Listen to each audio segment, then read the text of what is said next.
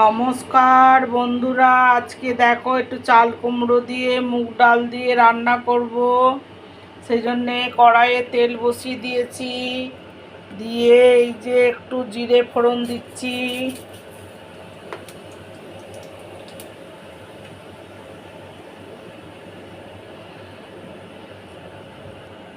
একটু শুকনো লঙ্কা ফোড়ন দিলাম,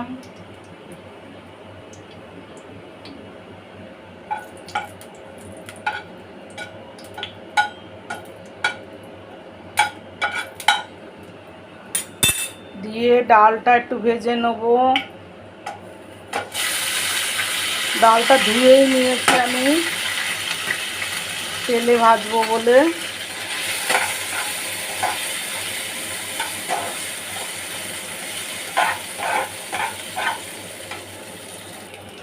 আর একটু হিং ফোড়ন দেবো, হিং ফোড়নটা দিতে আগে তেলের মধ্যে ভুলে গেছি, এখনও দিলে হবে, কোনো অসুবিধা নেই। তেলটায়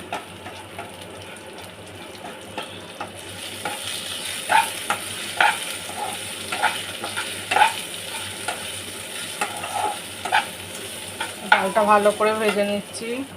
দেখো বন্ধুরা, মুগ ডালটা লাল লাল করে ভাজা প্রায় হয়ে গেছে।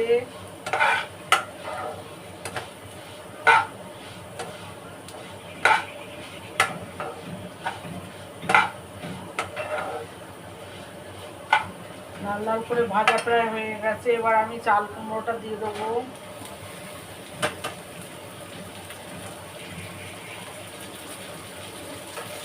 চাল কুমড়োটা দিয়ে একটু উল্টে পাল্টে দেবো।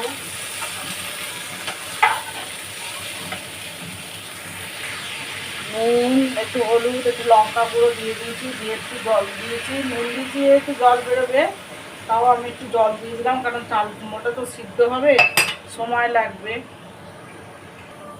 দেখো বন্ধুরা, ডালটা চাল কুমড়োটা অনেকটা সিদ্ধ হয়ে গেছে।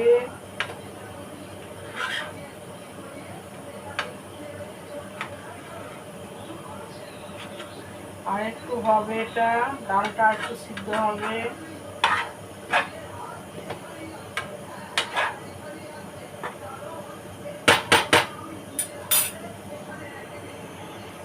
একটু জাগরি পাউডার আর একটু লঙ্কা কুচি দিয়ে দিয়েছি, দিয়ে আর একবার ভালো করে নেড়ে চেড়ে নেব।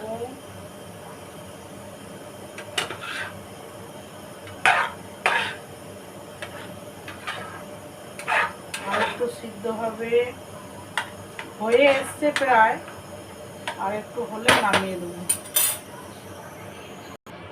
দেখো বন্ধুরা, আমার এই যে চাল কুমড়োটা হয়ে গেছে।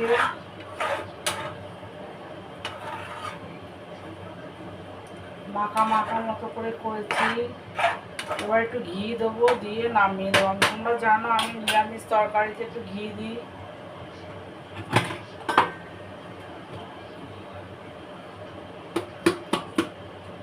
একটুখানি ঘি দেবো, দিয়ে নামিয়ে দেবো। সামান্য একটু ঘি দেবো চারিদিকে।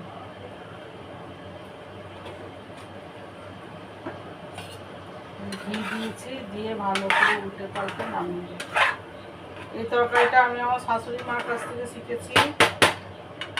আমি বিয়ের আগে জানতাম যে চাল কুমড়োর মুগ ডাল দিয়ে যে ডাল হয়, পাতলা ডাল, এইরকম যে হয় আমি জানতাম না।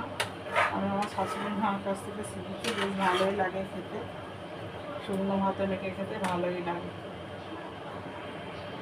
দেখো বন্ধুরা, ডালটা আমার এরকম হচ্ছে। যদি তোমাদের ভালো লেগে থাকে তো লাইক কমেন্টস করে দিও।